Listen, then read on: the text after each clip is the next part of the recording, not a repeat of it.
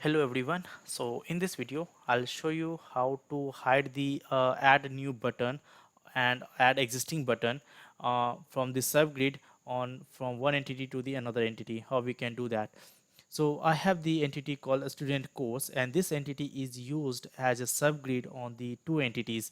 One entity is a student. On that I have used this subgrid to create the new student course, and I have another entity called university, and on that I have the subgrid of the new student course. So my requirement is I want to hide this button, add a new button from this university, and I want to display it on the this entity. So if you want to hide this add new button on all the subgrid, that also we can do, and if you want to hide specific to the particular entity, then that also will do. So for that, make sure when you do such thing, then ribbon button is one of the basic we should be using. We should not use JavaScript on this to hide the button, because when you use JavaScript, you can do that in JavaScript, but when you use that, then someone can hack it, or they can override your code to display this button, and they can manipulate your data. So better we should use the JavaScript, we should use the ribbon workbench to hide that. So I'll go to my solution here. So this is my solution. So make sure you have installed the ribbon workbench.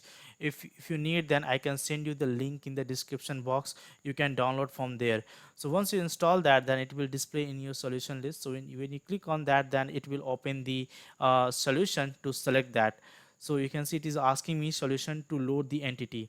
So what will happen, since this entity is used as a subgrid on this two entity, then we have to modify subgrid of this entity rather than student or the university. So we will not use this university or the student entity to modify that. We'll use this entity to modify this subgrid, and on this entity I will have the add a new button, which we will be modifying.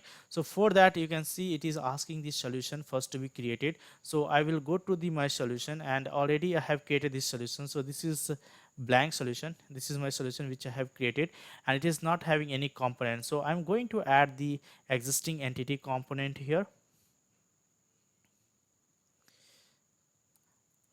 It is a student course. So this is my entity which I will be adding. When you add that, it will ask you to select the metadata and other components, like it is asking to add the all assets. We will not select that. We will not include any metadata to the solution. We just include the entity. We will not select any other component here while adding the entity in your solution. So we'll finish that, and next time it will ask you to add the required component. We will not select the required component. We'll not add any required component to the solution. Once you add, your entity will be added here. Now this solution we can select in the ribbon workbench solution there. So in the ribbon workbench here, when it will open, so we can open solution from here, and when you select that, your solution will be displayed. If not, you can search your solution from here in the search box, and you can select your solution. When you click OK, it will load your entity in this ribbon workbench, and it will display all the button. The button will be basically available on three different forms. One is the entity main form, and that is the when you click on the any entity, then it will open. This is called the home form, like where these buttons are coming from. The home form of the entity. Another is called the when you open the form entity, then on the form some buttons will be there, that is called the form buttons. And another is on the subgrid. So if you have used this entity for any subgrid, then on that these buttons are called the subgrid buttons. So since when my this entity is loaded in the ribbon workbench, so I have the three buttons. You can see three list of buttons are categorized in the three forms. One is home screens buttons, subgrid buttons, and the form buttons. So since this entity student course is used as a subgrid on these two entities, so I will be modifying my subgrid entity. So I have this button called the add new, and in this button we have to customize it. So make sure you don't select the customize button, you have to select the customize command. Since already I have customized that is why this link is disabled for me. when first time you will be doing that, you will see this will be highlighted. So make sure you select this customize command. Like when you select this one, add existing, when you select the, you can see this is available for me to customize, right? So when you click the customize command, then it will generate the customize command, and you can see that in the command list here. So the name of the button, that is add new record from subgrid standard, so that command will be generated, and by default, I mean the out of the box, some command operation will be happening on that button, right? So that will be listed here. And when these commands are listed, then you can see you have different rules here: add enable rules, add display rules, and add action. If you want to add your custom JavaScript logic on that button, you can add that too. So since my requirement is that I want to hide this button based on the entity, so definitely we will be using the display rules here. So in the command here, when you click on the command of that particular button, when you select that, you will have the display rules here. So we'll create the display rule here first. So in you can see in the left side, your entity will be selected, and here you will have the already out of the box some display rule available for that button, and you can add your custom display rule. So when you add that, by default the command rule will be generated, and you can add the step. So when you add this step, you can see you have different rules set where you can hide and show the button.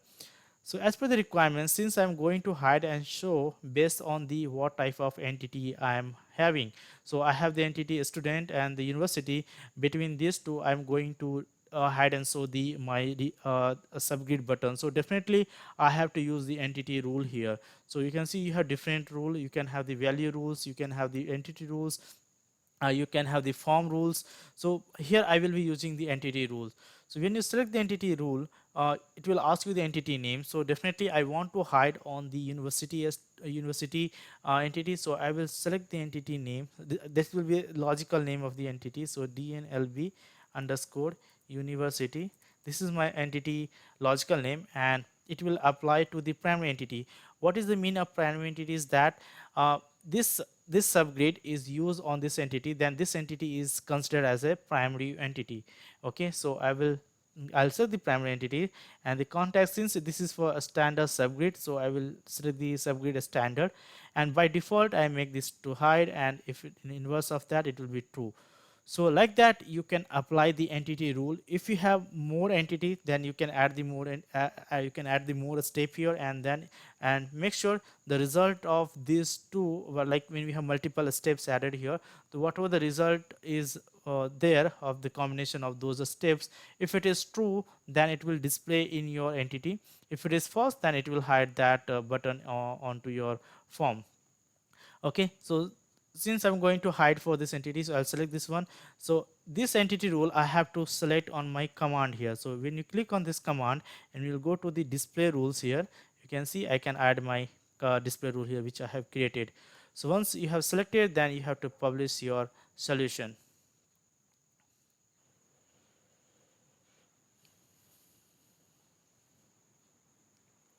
So my solution is published. Okay, so once it is published, I can refresh my entity form here. I'll refresh my both entity form.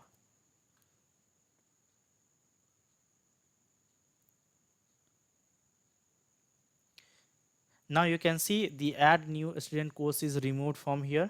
I don't have in this subgrid of this university entity, but on the student entity I will have that add new student course. So likewise you can you can use the entity rule to display the subgrid on one entity, and you can hide the add new button on the another entity. You can apply the same rule to the add existing or any other whatever the buttons you are having. You can use that rule there.